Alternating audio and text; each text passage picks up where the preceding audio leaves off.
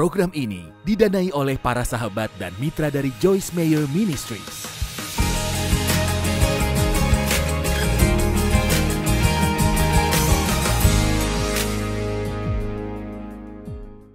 Galatia 5 ayat 13 berkata, "Saudara-saudara, memang kamu telah dipanggil untuk merdeka." Wah, Yesus, haleluya.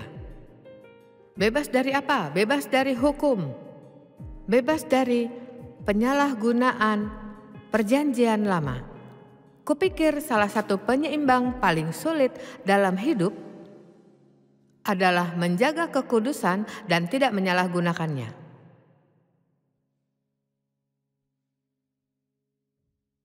Saudara mungkin mau tulis ini, jalani hidup kudus tanpa menyeleweng, karena hubungan kita dengan Allah tidaklah tentang semua yang tak bisa kita lakukan. Kenyataannya kekristenan bukan urusan melakukan, ia tidak dimulai dengan lakukan, namun dengan sudah selesai. Yesus berkata sudah selesai, ya sudah genapi hukum. Jadi kita merdeka, tetapi janganlah kamu gunakan kemerdekaan itu sebagai kesempatan untuk hidup dalam dosa, tapi layanilah sesama dengan kasih. Sebab seluruh hukum Taurat tercakup dalam satu firman ini, kasihilah sesamamu manusia seperti dirimu sendiri. Tetapi jika kamu saling menggigit dan saling menelan, ia membicarakan perselisihan. Jikalau kamu saling menggigit dan saling menelan, awaslah supaya jangan kamu saling membinasakan. Perselisihan sungguh punya kuasa menghancurkan gereja, menghancurkan pernikahan, punya kuasa untuk merusak hubungan antar saudara, antar sahabat. Yang ingin kukatakan padamu hari ini adalah hal yang serius. Menjaga perselisihan dari hidup dan diam dalam damai. Damai penuh kuasa, tapi perselisihan membunuh dan membinasakan. Dan saya menekankan ini, saya ingin saudara menghindari perselisihan. Saya ingin saudara menghindar darinya sehingga saat masuk ke rumahmu saudara jadi tidak. Maka saudara perlu merendahkan hati. Saudara bisa lakukan apapun yang diperlukan untuk menyingkirkan perselisihan, karena ini hal berbahaya. Maksudku adalah hiduplah oleh roh, maka tidak akan menuruti keinginan daging. Nah, mari sedikit bicara tentang gosip dan fitnah dan opini menghakimi dan kritik. Saudara mau bicara tentang itu? Amsal 16 ayat 28 berkata, orang yang curang menimbulkan pertengkaran dan seorang pemfitnah menceraikan sahabat yang karib. Tahukah saudara, setiap kali saudara atau saya menyatakan kritikan kepada seseorang tentang orang lain, kita sudah memberinya pemikiran, bahkan jika mereka tak mau percaya, ini tetap akan mempengaruhi opini mereka terhadap orang itu.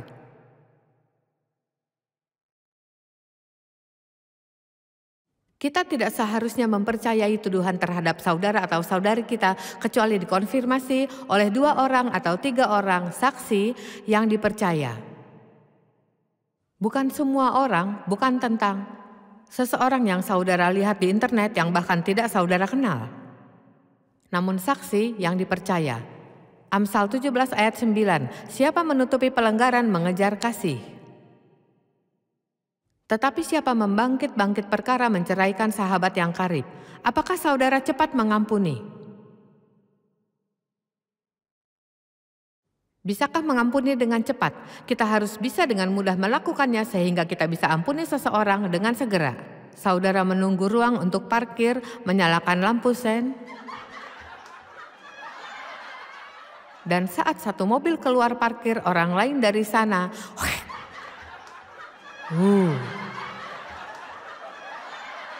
yang saya belajar katakan, aku memaafkanmu, semoga harimu indah.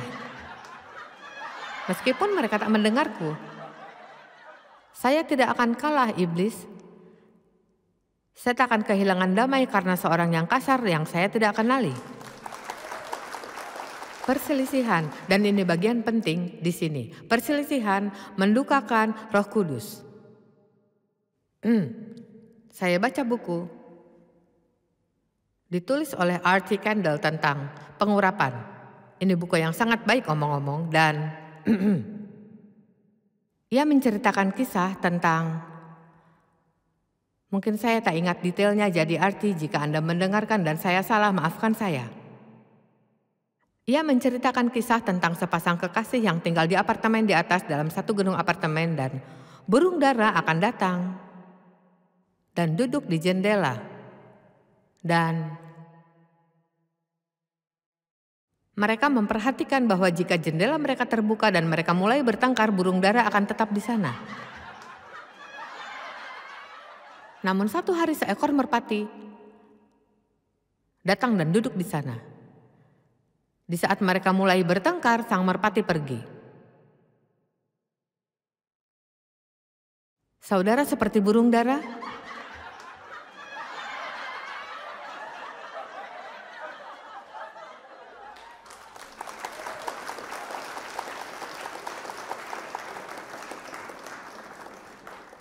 Roh Kudus turun ke atas Yesus dalam bentuk burung merpati.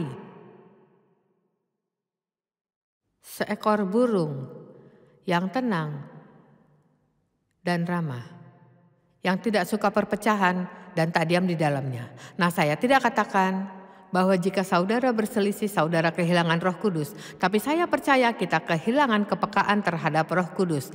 Dan kita tidak merasakan hadiratnya sebagaimana mestinya atau mendengarnya sebagaimana mestinya jika kita tidak damai. Saudara baik-baik saja? Baiklah. Efesus 4 ayat 30 Amplified. Dan janganlah kamu mendukakan Roh Kudus Allah. Bagiku ini hal yang serius. Saya tak mau mendukakan Roh Kudus. Ini terdengar sangat serius bagiku. Tidakkah ini terdengar serius bagimu? Karena ia hidup dalam kita, jadi jika ia didukakan kita akan merasa sedih. Dan janganlah kamu mendukakan Roh Kudus Allah, jangan menyinggung, membuat kesal atau sedih. Nah dengar, yang telah memeteraikan kamu menjelang hari penyelamatan. Jadi, saudara sudah dimeteraikan, tanda padamu yang mengatakan saudara milik Allah. Amin. Dan saudara tak bisa lihat, saya tak bisa lihat, tapi ku beritahu siapa yang bisa lihat, iblis bisa melihat.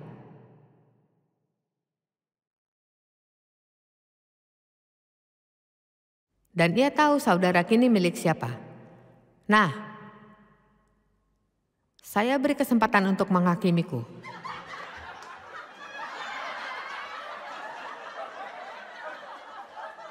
Semua orang punya opini tentang segala hal. Ya, di Yesaya 44 ayat 5, kita akan bicara tentang tato selama 1 menit.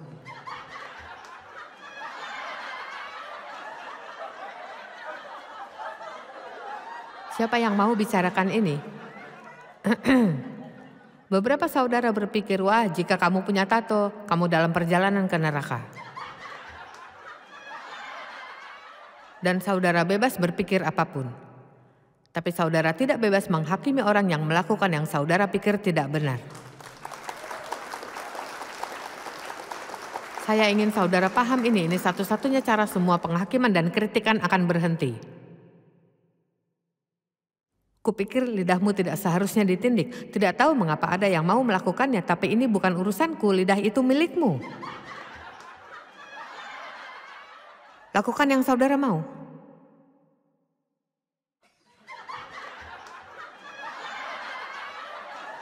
Ayo. Lihat, ini bagian dari alasan mengapa sebagian besar kita berdoa bagi kebangunan rohani, tapi jika ada kebangunan rohani di gereja, kita tak tahu apa yang harus dilakukan dengan para pendosa yang datang. Tahu mengapa? Karena mereka tak terlihat sepertimu, tak berpakaian seperti dirimu, tak tercium sepertimu. Mereka mungkin punya tindikan dan tato dan rambut hijau merah dan rambut ungu, dan saudara akan pergi. Karena siapapun yang tak seperti kita akan secara otomatis. Ayolah, saya punya 21 menit, saya ingin saudara pahami ini.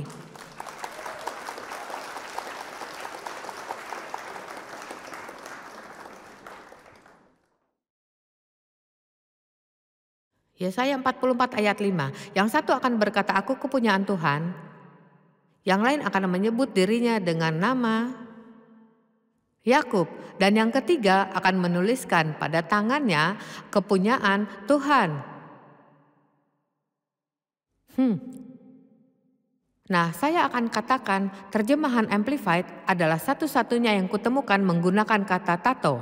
Tapi ada terjemahan lain yang menggunakan kata menorehkan. Dan saudara tak dapat menoreh tanpa melukai. Nah, beberapa orang punya masalah dengan tato. Ambil contoh dari Imamat 19 ayat 28. Dan saudara tahu ini bukan tentang tato saja. Ini tentang sikap menghakimi saudara. Jika seseorang tidak sepertiku, mereka akan, janganlah kamu menggoresi tubuhmu karena orang mati. Dan janganlah merajah tanda-tanda pada kulitmu, akulah Tuhan. Ya? Siapa di sini yang punya tato nama orang yang sudah meninggal? Satu orang mengangkat tangannya, kurasa saudara tak mengerti.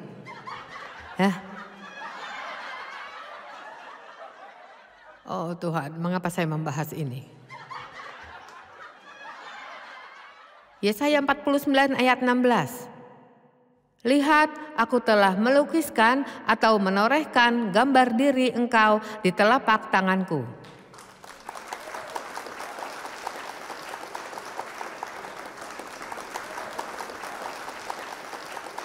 Tuhan, ini anak-anakku. Lihat anak-anakku, lihat mereka. Jadi, sejak saya membaca ayat yang mengatakan orang-orang sudah menoreh di tangan mereka, aku ini milik Yesus, kupikir saya akan memiliki tato yang berkata, aku milik Yesus. Nah, kukatakan ini sekitar 5 tahun lalu dalam pertemuan di Australia. Seorang seniman tato mendengarku mengatakannya.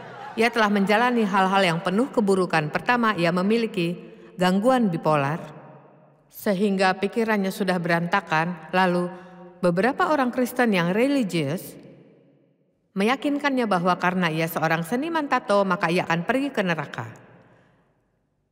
Dan karena tidak bisa berpikir benar karena ia memiliki gangguan bipolar, ia mempercayai mereka dan ia katakan, ia menjalani mimpi yang buruk sekali, katanya. Saya merasa begitu dekat dengan neraka sehingga bisa mencium aromanya. Kata Dave, baik kalau kita bisa mendapatkan kesaksiannya, ya. Ia menghentikan usahanya karena penghakiman dan kritikan mereka. Tapi saat ia mendengarku berkata, saya ingin punya tato yang berkata, aku milik Tuhan, atau aku milik Yesus, katanya, ia memutuskan untuk kembali pada usahanya. Saudara harus hati-hati saat mempengaruhi orang. Dan jadi katanya, ia memutuskan ia ingin menorehkan tato untukku. Dan ia menulis di secari kertas kata-kata yang kuinginkan dan ia menyimpannya selama 5 tahun. 2 pekan yang lalu saya ada di Dallas dan teman saya di Dallas sedang menceritakan tentang seniman tato yang ia kenal, yang adalah temannya, yang percaya bahwa suatu hari ia bisa menorehkan tato buatku. Nah, maksudku hal ini bukanlah kebetulan. Jadi, pendek cerita, 2 minggu lalu, saya akhirnya mendapatkan tato di bahuku.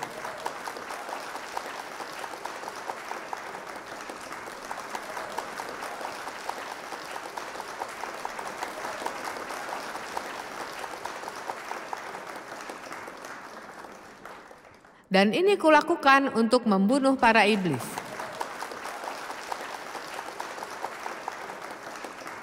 Saya punya salib yang kecil di belakang sini yang bertuliskan saya milik Yesus. Dan untuk lebih memperindah, ku gambar kasih di kakiku. untuk mengingatkanku berjalan dalam kasih. Dan tentu saja Dave memilih tato bendera. Apa kata-katanya saya selalu tidak ingat. Apa katanya, tatomu? Apa kata-katanya? Apa? Oh, aku percaya pada Allah. Jadi, oke, dengarkan ini. Dave berusia 82 tahun dan punya tato. Usiaku 79 dan saya baik-baik saja. Dan pria itu mengatakan kami orang paling tua yang pernah membuat tato. Nah, kita akan lanjutkan mengapa saya lakukan itu. Ya, sebagian diriku tidak mau karena saya tahu saya akan mendapat umpan balik. Tapi inilah alasan mengapa saya beritahu. Ini salah satu hal yang kita lakukan. Kenyataannya ini adalah tubuhku dan ini antara diriku dengan Allah dan ini urusannya dengan hati. Dan saat saya berdiri di hadapan Allah di hari penghakiman, sebelum ia membuat keputusan tentangku, ia tak akan menanyakan kepada salah satu dari saudara dan katakan, adakah yang ingin kau tambahkan tentang Joyce?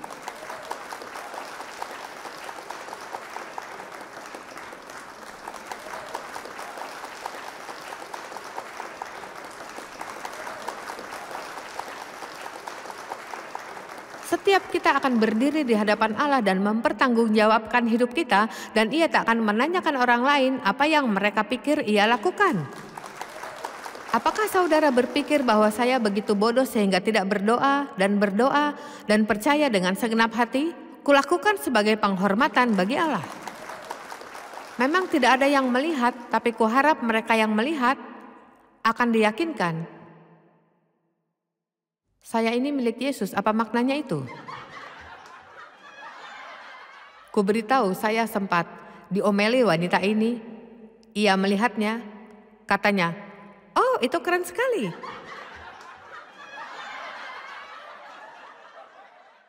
Nah, saya ke Starbucks suatu hari dan ada seorang gadis di sana yang rambutnya dicat warna-warni. Dan ia punya tindikan di mana-mana dan tato di mana-mana. Dan saya belum belajar apa yang sedang saya coba ajarkan kepada saudara hari ini. Dan segera saja sikap menyebalkanku muncul. Ayo, saudara tahu apa yang kubicarakan? Ya, kita semua punya saudara benar. Memikirkan sedikit lebih tinggi terhadap diri sendiri daripada seharusnya. Ya, tapi ada seorang pria lain bersama kami, seorang pendeta dari Inggris, dan dia tahu bagaimana berjalan dalam kasih. Ia muncul di counter dan berkata, bagaimana kau warnai rambutmu, saya suka rambutmu. Lihat, saat itu juga tembok-tembok runtuh, dan mereka melakukan pembicaraan yang ramah. Ia menghancurkan tembok sementara saya membangunnya. Apakah saudara sungguh ingin terlibat menyelamatkan orang berdosa? Saudara yakin? Karena mereka tidak akan berbuat sepertimu, tak bertindak sepertimu, tak terlihat seperti dirimu. Saudara tak bisa menjalaninya dengan menghakimi. Saya ada di toko swalayan suatu hari dengan Chris Kane. Siapa yang mengenali Chris Kane di sini? Dan ya putri rohaniku. Dan saya menemuinya di Australia saat ia sedang mengajar di kelompok anak mudaku. Jadi hubungan kami dekat selama bertahun-tahun dan ia bersama saya sedang belanja suatu hari. Kami sedang buat konferensi bersama di suatu kota. Kami masuk ke toko dan penjaganya berkata, dari mana kalian? Apa yang kalian lakukan? Kami jawab, kami di sini. Kami buat konferensi Kristen dan katanya, oh saya juga Kristen ya. Saya tahu apa artinya itu. Ini bukan berarti saudara Kristen, ini hanya berarti saudara seperti Versi ekstrim yang lain saudara tahu, saya juga Kristen. Jadi hanya dalam sekejap dia mengeluarkan kata-kata menyumpah termasuk kata-kata 4 huruf. Dan katanya, oh saya seharusnya tidak lakukan ini di hadapan kalian. Dan katanya, tapi kalian tahu, kurasa Allah juga menyumpah. Ya, sekarang saya akan membela Allah. Seolah ia membutuhkanku. Jadi saya bersender di counter dengan wajah paling polos. Saya berkata, Allah tidak menyumpah. Dan Chris Kane memotong di depanku dan berkata, tapi ia mengasihi mereka yang menyumpah.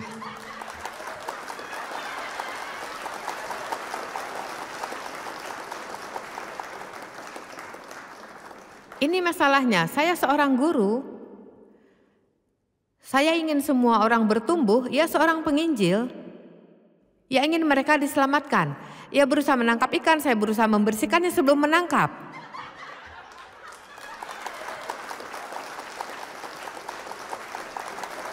Ayo, apakah saudara paham? Tahukah saudara, berapa banyak orang akan datang ke kerajaan Allah seandainya saja kita tidak menghakimi dan mengkritik mereka dan bersikap agamawi yang menyebalkan karena kita tak suka tindakan mereka. Kata Alkitab, siapakah kamu sehingga kamu menghakimi hamba orang lain? Entahkah ia berdiri atau jatuh, itu adalah urusan tuannya sendiri.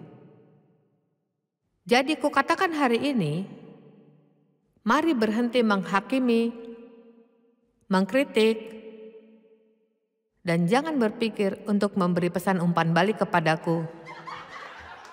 Maksudnya sudah di sana tatonya tak akan kemana-mana. Saya suka tato ini dan saya tidak benci. Dan kurasa saya baru saja membuktikan satu pesan. Dan mungkin ada orang-orang di sini yang merasa ini salah dan saya tidak mengapa. Saya sungguh senang dengan semua orang punya pendapat sendiri, tapi saya berhak punya pendapat juga. Dan ini yang akan kita pahami, jika saudara merasa sesuatu salah, jangan lakukan. Ini yang Roma 14 katakan, baca seluruh pasal Roma 14. Mereka sedang membicarakan daging yang dipersembahkan ke berhala.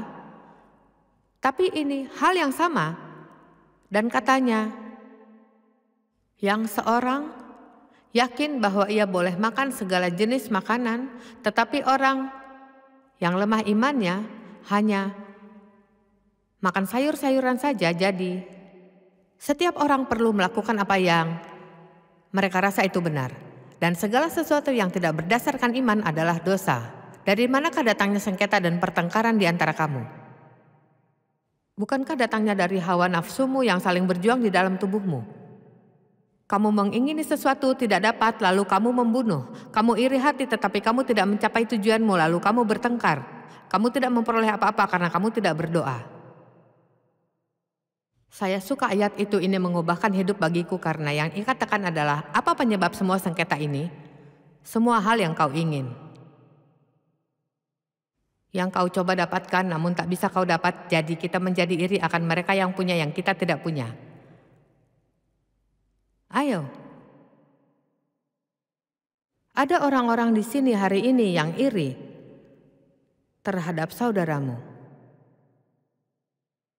Karena mereka bisa lakukan yang tidak saudara bisa, atau saudara terlalu gemuk dan mereka kurus. Pernahkah saudara diperkenalkan pada seseorang dan mungkin saudara, entahlah, katakan 5 kilo lebih berat. Dan di hadapanmu ada gadis yang tinggi dan cantik dengan rambut pirang yang panjang, tanpa lemak tubuh, kulitnya bagus, dan segera saudara berpikir, aku tidak suka kamu.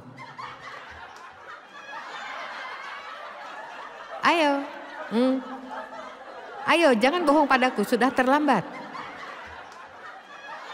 Ya, saudara tahu apa akar dari hal ini? Iri hati. Sungguh memalukan kita membenci seseorang karena mereka cantik.